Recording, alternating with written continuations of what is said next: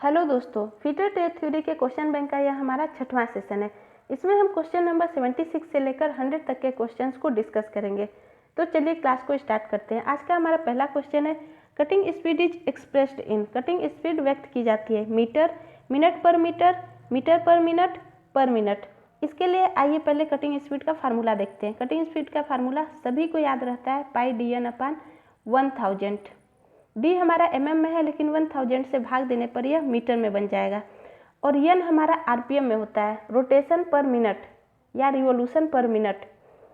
तो इस प्रकार हमारे कटिंग स्पीड की जो यूनिट आएगी वो होगी metre per minute, means option number C. Next हमारा क्वेश्चन है, what is the value of point angle for general purpose drill. Generally drill का पॉइंट एंगल कितना होता है? 118 डिग्री, सभी को पता होगा। आइए हम थोड़ा और बात करते हैं। हमारा जो ड्रिल का पॉइंट एंगल होता है वो कटिंग एज मिलकर जो एंगल बनाते हैं, कटिंग एज को हम लीप एज भी बोलते हैं। तो कटिंग एज या लीप एज मिलकर जो कोण बनाती है वो हमारा पॉइंट एंगल होता है। मैं यहाँ बता दूँ कि पॉइंट एंगल की वैल्यू हार्ड मटेरियल के लिए अधिक रखी जाती है और सॉफ्ट मटेरियल के लिए कम रखी जाती है। पॉइंट एंगल का रेंज 60 से लेकर 150 डिग्री तक होता है। हेलिक्स एंगल क्या होता है? हेलिक्स एंगल फ्लूइड ड्रिल के एक्सिस से जो एंगल बनाती है वो हेलिक्स एंगल कहलाते हैं। हेलिक्स एंगल का मान मुलायम धातुओं के लिए या सॉफ्ट मटेरियल के लिए अधिक रखा जाता है और हार्ड मटेरियल के लिए हेलिक्स एंगल का मान कम रखा जाता है। नेक्स्ट हमारा क्वेश्चन है, which of the following term is related to grinding wheel. Grinding wheel से कौन सा टर्म रिलेटेड है? Glazing, truing, both glazing and truing, none of this. आइए देख लेते हैं कि हमारे ग्राइंडिंग व्हील में कौन कौन से टर्म का यूज किया जाता है। Glazing, loading, truing, dressing. इन चारों वर्ड में बहुत कन्फ्यूजन होता है। आज मैं इसे एक एक करके क्लियर कराने की कोशिश करूँगी। देखिए दोस्तों, ग्लेजिंग मतलब ग्लास की जैसे चमकदार। ग्लेजिंग में होता क्या है, जब ग्राइंडिंग व्हील का जो बॉन्डिंग मटेरियल है वो हार्ड होता है और व्हील को जब हम अधिक स्पीड पर ग्राइंड करते हैं तो होता क्या है कि बॉन्ड से जल्दी से पहले हमारा कटिंग एज घिस जाता है, घिस कर वो अब चमकदार हो जाता है। घिस मतलब पूरी तरह से घिस जाता है तो वो चिकना हो जाता है ग्राइंडिंग व्हील और चमकदार हो जाता है ग्लास की तरह। तो यहाँ हम दोस्तों देख पा रहे हैं, ग्लेजिंग मतलब ग्लास की जैसे चमकदार, मीन्स की कटिंग एज घिस चुका है। और किस कारण से हो रहा है? हार्ड बॉन्ड के कारण अधिक स्पीड पे हो रहा है, मतलब कि इसकी कटिंग क्षमता तो खत्म हो गई। अब आते हैं बात लोडिंग की। देखिए दोस्तों, लोडिंग में क्या होता है? लोडिंग कम स्पीड के कारण होती है और यह इसमें भी जो बॉन्ड का यूज होता है वो हार्ड बॉन्ड होता है। तो जब हम ग्राइंडिंग व्हील का यूज मुलायम धातुओं की ग्राइंडिंग करने में करते हैं तो मुलायम धातु के कण कटिंग एजों के बीच में फंस जाते हैं, कटिंग एज के बीच में फंस जाते हैं, जिससे कि ग्राइंडिंग व्हील की सरफेस फिनिशिंग प्रभावित होती है, कटिंग क्षमता प्रभावित होती है। इस प्रकार देखिए दोस्तों, बेसिक डिफरेंस इतना है कि ग्लेजिंग हाई स्पीड पे होती है, हार्ड बॉन्ड के कारण तो होती ही है, और इसकी जो कटिंग एज है वो घिस जाती है। लेकिन लोडिंग में कटिंग एज घिस नहीं रही है, बल्कि कटिंग एजों के बीच में मुलायम धातु के कण घुस जाते हैं मतलब फंस जाते हैं। तो लोडिंग में क्या हो रहा है? कटिंग एजों के बीच मुलायम धातु के कण फंस जा रहे हैं और ग्लेजिंग में कटिंग एज ही घिस जा रहा है। तो इन दोनों में डिफरेंस आप समझ पाए होंगे। अब आते हैं ट्रूइंग और ड्रेसिंग में। देखिए दोस्तों, ट्रूइंग क्या है? एक ऑपरेशन है जो कि जब व्हील अधिक यूज के बाद अपनी शेप खो देता है, मतलब कहीं से अधिक मटेरियल रिमूव हो जाता है, कहीं से कम। तो इस प्रकार शेप को ट्रू साइज में लाने के लिए लिखा हुआ है, it is operation to give the true geometrical shape. मतलब कि अगर आउट ऑफ शेप हो गया है ग्राइंडिंग व्हील तो ट्रूइंग के जरिए हम true shape, true geometrical shape में लाते हैं, तो वो हमारा ट्रूइंग होता है। इसके अलावा ट्रूइंग का यूज तब भी होता है जब हम स्पिंडल पे ग्राइंडिंग व्हील को माउंट करते हैं तो कॉन्सेंट्रिसिटी, सकेंद्रिता में रोटेशन हो स्पिंडल और ग्राइंडिंग व्हील का, इसलिए हम ट्रूइंग का यूज करते हैं। ट्रूइंग के अब देखिए, ग्लेजिंग में प्रॉब्लम है, लोडिंग भी प्रॉब्लम है। ट्रूइंग तो एक ऑपरेशन है जिसके जरिए हम शेप को सही करते हैं, जियोमेट्रिकल शेप, ग्राइंडिंग व्हील के जियोमेट्रिकल शेप को सही करते हैं और स्पिंडल और ग्राइंडिंग व्हील को कॉन्सेंट्रिसिटी संकेंद्रिता में रोटेशन करे, इसलिए टूइंग ऑपरेशन करते हैं। लेकिन इन तीनों के करने के बाद ड्रेसिंग बहुत ज़रूरी है। ड्रेसिंग से क्या होता है? It is process of clearing and opening of the face of grinding wheel up of the grinding wheel. It remove worn out grain. Worn out grains मतलब घिसे हुए जो ग्रेन्स होते हैं उसको रिमूव करता है व्हील के, और कटिंग क्षमता को रिन्यू करता है, इसलिए हम ड्रेसिंग करते हैं। तो हमारा आंसर होगा option number C, both glazing and truing. Next हमारा क्वेश्चन है which type of grinding wheel shown in figure. Figure में कौन सा टाइप का ग्राइंडिंग व्हील है? देखिए दोस्तों, इसे हम कहते हैं pedestal grinder. Option number C, pedestal grinder. इसमें क्या होता है? एक रफर ग्राइंडर होता है और एक फिनिशिंग ग्राइंडर होता है। मतलब दो ग्राइंडर होते हैं, तो एक फिनिशर होता है और एक रफर होता है। नेक्स्ट हमारा क्वेश्चन है, देखिए दोस्तों, ये ट्रूइंग ऑपरेशन हो रहा है। देखिए दोस्तों, ट्रूइंग और ड्रेसिंग एक ही टूल से किए जाते हैं, लेकिन एक अलग अलग ऑपरेशन है। नेक्स्ट हमारा क्वेश्चन है tap are use for threading of the component. Tap का यूज इंटरनल थ्रेड के लिए होता है, डाई का यूज एक्सटर्नल थ्रेड के लिए होता है। तो हमारा आंसर होगा ऑप्शन नंबर बी, टैप का यूज इंटरनल थ्रेड के लिए होता है। नेक्स्ट हमारा क्वेश्चन है which of the following is a part of hand dreamer. Hand dreamer का पार्ट है body, shank, circular land, all of this. देखिए दोस्तों, यह हमारा हैंड ड्रीमर है, यह हमारी बॉडी हो गई, यह हमारा शैंक हो गया। इसके अलावा दोस्तों सर्कुलर लैंड क्या होता है? In the multiple blade reamers each of the cutting edge will have a circular land that provide the burnishing action. Burnishing action के लिए सर्कुलर लैंड होता है। इस प्रकार हमारा आंसर होगा option number D, all of this. Next हमारा question है which of the following is a semi solid lubricant. Semi solid lubricant कौन सा है? सॉलिड लुब्रिकेंट ग्रेफाइट आएगा, और लिक्विड लुब्रिकेंट में सभी ऑयल आएंगे, जैसे कैस्टर ऑयल, लॉर्ड ऑयल और ग्रीस। देखिए दोस्तों, ग्रीस में सॉलिड के कण भी होते हैं और उसमें हल्की लिक्विड भी होती है, मतलब वो सेमी लिक्विड होता है। इस प्रकार हमारा आंसर हुआ option number B, grease. Grease क्या है? हमारा सेमी सॉलिड लुब्रिकेंट है। नेक्स्ट हमारा क्वेश्चन है which of the following is the purpose of using coolant to cool cutting edge and work piece. यही आंसर हमारा सही होगा। कूलेंट का यूज क्यों यूज होता है? कटिंग टूल और वर्क पीस को कूल करने के लिए, यानी कि ऑप्शन नंबर ए। नेक्स्ट हमारा क्वेश्चन है name of device shown in figure. सभी को पता है यह हमारा वर्नियर कैलिपर है। इसका लिस्ट काउंट होता है 0.02 mm और इंचेज में बात करें तो 0.001 इंच, यानी मीन्स की option number B, vernier caliper. Next हमारा क्वेश्चन है bevel protector is use to measure. देखिए दोस्तों, नाम में ही लिखा है बेबल प्रोटेक्टर। प्रोटेक्टर मीन्स चांदा, तो जाहिर सी बात है यह क्या मेजर करेगा? एंगल। मीन्स हमारा आंसर होगा ऑप्शन नंबर ए, एंगल। मैं आपको यहाँ बता दूँ bevel protector and vernier bevel protector में लिस्ट काउंट का बस थोड़ा सा डिफरेंस है। बेबल प्रोटेक्टर का लिस्ट काउंट होता है 1 डिग्री और वर्नियर लग जाए तो उसका लिस्ट काउंट होता है 5 मिनट।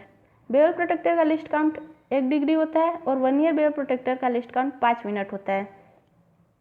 1 डिग्री में 60 मिनट्स होते हैं। नेक्स्ट हमारा क्वेश्चन है the dial test indicator to used in which of the following work.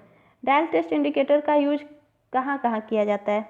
To check parallelism of the shaft, हाँ किया जाता है। To check concentricity of holes, इसके लिए भी किया जाता है। To check the plane surface of flatness and parallelism, मतलब समतलता और समांतरता के लिए चेक करने के लिए डायल टेस्ट इंडिकेटर का यूज किया जाता है। इसका आंसर होगा option number D, all of this. आइए थोड़ा डायल टेस्ट इंडिकेटर को जानते हैं। डायल टेस्ट इंडिकेटर 2 टाइप के होते हैं, एक प्लंजर टाइप और दूसरा लीवर टाइप। यह हमारा plunger type dial test indicator है। किस प्रिंसिपल पे वर्क करता है? रैक एंड पिनियन के प्रिंसिपल पर वर्क करता है। इसमें एक मेन इंडिकेटर होता है और इसे ये कितने बार रिवोल्यूट किया, कितने बार रोटेशन किया, इसे काउंट करने के लिए एक छोटा इंडिकेटर भी होता है जो शो करता है कि कितने बार यह रिवोल्यूट किया है। देखिए दोस्तों, डायल टेस्ट इंडिकेटर में यहाँ पे स्टाइलस होता है। स्टाइलस को हम सरफेस पे मूव कराते हैं और अगर जहाँ पे फ्लैटनेस में जो भी कमी है, फ्लैटनेस में कमी है या कहीं फ्लैट नहीं है, तो वो थोड़े से भी जो मतलब कि फ्लैटनेस अगर कमी है, करने का मतलब है थोड़े से भी इरेगुलरिटी को, मतलब अनियमितता को, असमतलता को बहुत अधिक मैग्नीफाई करके गियर मैकेनिज्म से उस थोड़े से इरेगुलरिटी को मैग्नीफाई करके इंडिकेट करता है। मतलब अगर थोड़ा सा भी इरेगुलरिटी है, असमतलता है, तो उसे मैग्नीफाइड करके पॉइंटर के थ्रू बहुत ज़्यादा मतलब डिफ्लेक्ट होगा।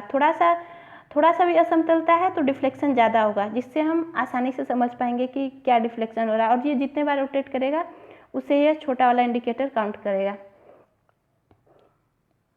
तो हमारा आंसर होगा option number D, all of this. Next हमारा क्वेश्चन है, which of the following is non ferrous metal. Non ferrous metal मतलब अलौह धातु, कास्ट आयरन, इसमें ऑलरेडी आयरन है, रैट आयरन आयरन है। स्टील क्या होता है? स्टील हमारा आयरन और कार्बन का कॉम्बिनेशन होता है, मतलब स्टील भी हमारा लौह धातु है। तो हमारा आंसर होगा ऑप्शन नंबर डी, यानी एल्यूमिनियम। नेक्स्ट हमारा क्वेश्चन है, which of the following is the physical property of metal. Colour, weight, structure, all of this. Physical property जिसे हम देख सकते हैं, फिजिकल प्रॉपर्टी या मैकेनिकल प्रॉपर्टी, तो हमारा आंसर होगा option number D, all of this. Next हमारा क्वेश्चन है, steel is alloy of carbon and. Steel किससे मिलकर बना होता है? कार्बन और आयरन से। आंसर होगा हमारा option number C, iron. Next हमारा क्वेश्चन है, कास्ट आयरन इज जनरली, सभी को पता है कास्ट आयरन ब्रिटल होता है और इसमें जो कंप्रेसिव स्ट्रेंथ होती है वो बहुत ज़्यादा होती है, इसीलिए हम मशीन के बेड के रूप में कास्ट आयरन का यूज करते हैं। तो हमारा आंसर होगा option number C, brittle. Next हमारा क्वेश्चन है, which of the following property of metal is affected by heat treatment. Heat treatment के जरिए हम जिस भी मेटल का हीट ट्रीटमेंट करते हैं उसकी कौन सी प्रॉपर्टी बदलती है? Hardness, ductility, strength, all of this. देखिए दोस्तों, हीट ट्रीटमेंट क्या होता है? जब किसी धातु का हीट ट्रीटमेंट हम क्यों करते हैं? हीट ट्रीटमेंट को हम किसी धातु को निश्चित टेम्परेचर तक गर्म करते हैं, फिर उसके बाद उसके कूलिंग रेट को रेगुलेट करके हम डिजायर्ड मैकेनिकल प्रॉपर्टी को इम्प्रूव करते हैं या रिड्यूस करते हैं, तो वो हमारा हीट ट्रीटमेंट होता है। तो हीट ट्रीटमेंट में हार्डनेस भी प्रभावित होती है, डक्टिलिटी और स्ट्रेंथ भी प्रभावित होती है। तो हमारा आंसर होगा option number D, all of this. Next हमारा क्वेश्चन है, which of the following is function of soldering flux. Soldering करते समय सोल्डरिंग फ्लक्स बहुत जरूरी होता है, और किस लिए होता है? देखिए, इट प्रिवेंट द कोरोजन, ये कोरोजन से बचाता है। It remove oxide from the soldering surface, soldering surface से ऑक्साइड को रिमूव करता है। It promote the wet surface, यह वेट सरफेस को बढ़ावा देता है ताकि हम सोल्डरिंग अच्छे से कर सकें। तो हमारा आंसर होगा option number D, all of this. देखिए दोस्तों, यह हमारा सोल्डरिंग आयरन है और यह हमारा फ्लक्स है, यह हमारा सोल्डर है। सोल्डर कितने प्रकार के होते हैं? एक सॉफ्ट सोल्डर होता है, एक हार्ड सोल्डर होता है। सॉफ्ट सोल्डर में जनरली जो एलॉय होता है वो लेड, पीबी और टीन से बनता है, पीबी और एसएन से बनता है सॉफ्ट सोल्डरिंग। हार्ड सोल्डरिंग में हमारा स्पेल्टर आएगा या सिल्वर सोल्डरिंग भी आता है। नेक्स्ट हमारा क्वेश्चन है, which of the following is not a type of solder. कौन सा सोल्डर का टाइप नहीं है? Hard solder, soft solder, brittle solder. हमें पता है कि हार्ड सोल्डर और सॉफ्ट सोल्डर होता है, तो हमारा आंसर होगा option number C, brittle solder नहीं होता। नेक्स्ट हमारा क्वेश्चन है, which of the following operation can be perform on lathe machine. Lathe machine मशीनों की जननी कही जाती है। लेथ मशीन पे हम ढेर सारे ऑपरेशन कर सकते हैं, drilling, knurling, taper turning, all of this. देखिए दोस्तों, यह हमारा लेथ मशीन है, यह हमारा हेड स्टॉक है, यह हमारा टेल स्टॉक है और यह हमारा एप्रन है, यह हमारा टूल पोस्ट है। टूल पोस्ट, टूल कहाँ पे होल्ड किए जाते हैं? टूल पोस्ट पे होल्ड किए जाते हैं। जैसे नर्लिंग टूल हो गया, single point tool, parting off tool हो गया और टर्निंग टूल, सब कुछ हम सभी सिंगल पॉइंट कटिंग टूल और नर्लिंग टूल हम होल्ड करते हैं टूल पोस्ट पर।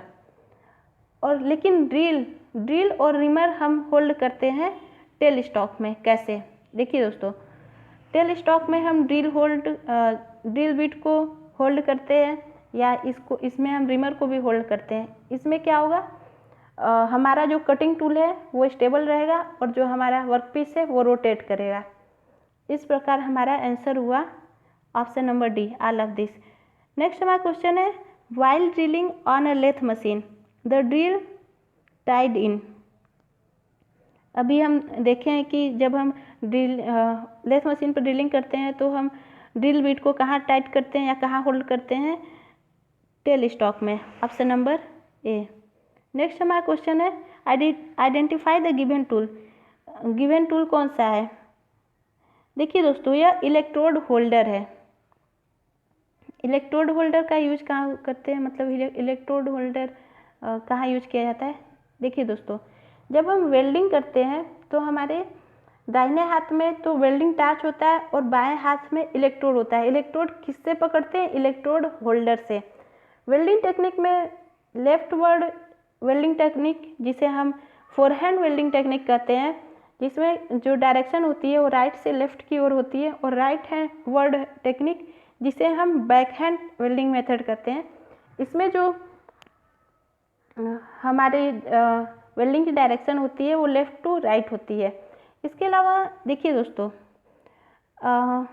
लेफ्ट वर्ड वेल्डिंग टेक्निक क्या बोले तो फोरहैंड वेल्डिंग टेक्निक में क्या होता है, यहाँ पे वेल्ड बीट है हमारा, तो जो टार्च की जो फ्लेम है वो हमारे अनवेल्डेड पार्ट की तरफ होता है, मतलब इसमें प्री हीटिंग का काम होता है। जैसे यह हमारा वेल्ड बीट है, जो वेल्डिंग टार्च है वो फ्लेम की डायरेक्शन किधर है? अनवेल्डेड पार्ट की तरफ, मतलब प्री हीटिंग का काम होता है इसमें। और जो हमारा राइट वर्ड टेक्निक है, मतलब जो हमारा बैक हैंड वेल्डिंग टेक्निक है, उसमें देखिए फ्लेम की डायरेक्शन वेल्ड किए हुए बीट की तरफ है, मतलब कि यह पोस्ट हीट है, क्योंकि यह वेल्डिंग से पहले टार्च मटेरियल को गर्म कर रहा है, इसलिए ये प्री हीट हो गया। और यह वेल्डिंग होने के बाद भी मटेरियल को मतलब वेल्ड बीट की तरफ फ्लेम है, तो यह हुआ पोस्ट हीट। ये पहले से मटेरियल को गर्म नहीं कर रहा है, तो यह हमारा हुआ पोस्ट हीट। यह बाद में वेल्ड के बाद मटेरियल, इसका जो फ्लेम की डायरेक्शन है वो बीट की तरफ है, इसलिए यह पोस्ट हीट हुआ और यह हमारा प्री हीट हुआ। नेक्स्ट हमारा क्वेश्चन है दोस्तों, विच of the following gas does not burn itself but help it combustion. आप इस फिगर से ही समझ पाए होंगे कौन सी गैस होगी वो, ऑक्सीजन। ऑक्सीजन खुद तो बर्न नहीं होती, लेकिन इसके बिना आग जल नहीं सकता है, तो यह जलने में सहायक होती है लेकिन खुद बर्न नहीं होती। हमारा आंसर होगा ऑप्शन नंबर ए, ऑक्सीजन। नेक्स्ट हमारा क्वेश्चन है, आइडेंटिफाई द मशीन, जो दिखाया गया है। देखिए दोस्तों, यह दिखने में तो लग रहा है हाँ ये कंप्यूटर न्यूमेरिकल जो भी है मशीन है, CNC मशीन है, लेकिन है ये कौन सा मशीन? आप इसे देखेंगे तो देखिए दोस्तों, यहाँ पे हेड स्टॉक है, यहाँ पे टूल पोस्ट कुछ दिख रहा है, तो मीन्स यह लेथ मशीन हुआ। Option number D, CNC lathe machine. Next हमारा क्वेश्चन है, is the difference between maximum limit size and minimum limit size is tolerance, low limit, high limit, grade. तो हमारा आंसर होगा टॉलरेंस, ऑप्शन नंबर ए। देखते हैं कैसे। देखिए दोस्तों, बहुत कन्फ्यूजन होता है टॉलरेंस और अलायंस में। टॉलरेंस किसी एक पार्ट पे दी जाती है, अलायंस दो मेटिंग पार्ट्स के बीच दी जाती है। टॉलरेंस में लिमिट आती है, lower limit, high limit. Tolerance क्या क्यों दिया जाता है? प्रोडक्टिविटी को बढ़ाने के लिए, इंटरचेंजेबिलिटी के लिए। तो टॉलरेंस मशीन के एक एलिमेंट में दी जाती है। हाई लिमिट और लो लिमिट के बीच की दूरी को हम बोलते हैं टॉलरेंस। जैसे कि बेसिक साइज हमारा 10 हो गया, तो हम 10 से कुछ ऊपर और कुछ नीचे जो लिमिट लेंगे कि हाँ इतने लिमिट के बीच बनना चाहिए, तो वो हमारा उनके बीच की दूरी क्या होगी? वो टॉलरेंस होगी। अगर हम पढ़े क्या लिखा हुआ है, तो it is the permissible variation to dimension of part, hole और शाफ्ट। मतलब किसी एक पार्ट पर, या होल पर या शाफ्ट पर, एक पार्ट पे टॉलरेंस दी जाती है। लेकिन अलायंस क्या होता है? दो मेटिंग पार्ट्स के बीच। It is the prescribed difference between the dimension of two mating parts, hole and shaft के बीच। देखिए दोस्तों, अलायंस देने से हम फिट हमको मिलता है। जैसे अगर हमें क्लियरेंस फिट चाहिए तो ज़्यादा अलायंस दो, अगर हमें इंटरफेरेंस फिट चाहिए तो अलायंस निगेटिव अलायंस दो। पुश फिट भी होता है, तो ट्रांजिशन फिट जिसमें कम अलायंस दिया जाता है। इस प्रकार अलायंस का यूज दो मेटिंग पार्ट्स के लिए यूज होता है, और टॉलरेंस का यूज किसी एक पार्ट पे दिया जाता है कि हाँ इतने, इसका टॉलरेंस इतना है और इसी के बीच प्रोडक्शन करना है। तो आई होप कि टॉलरेंस और अलायंस में आप सभी को अच्छी तरह से क्लियर हो गया होगा कि टॉलरेंस किस में दिया जाता है और अलायंस किस में दिया जाता है। तो हमारा आंसर होगा option number A, tolerance. Next हमारा क्वेश्चन है, which of the following type of rivet? Snap head rivet, pan head rivet, conical head rivet. देखिए दोस्तों, जनरल पर्पज के लिए हम कौन से रिवेट का यूज करते हैं? स्नैप हेड रिवेट का। और पेन हेड रिवेट का यूज हम भारी स्ट्रक्चरल कार्य में करते हैं, और कोनिकल हेड रिवेट का यूज हम हल्के कार्यों के लिए की जाती है। इस प्रकार हमारा आंसर होगा option number D, all of this. इस प्रकार हमारा 100 क्वेश्चन कंप्लीट हुआ और यहाँ पे आंसर मेंशन किए हुए हैं। Thank you for watching.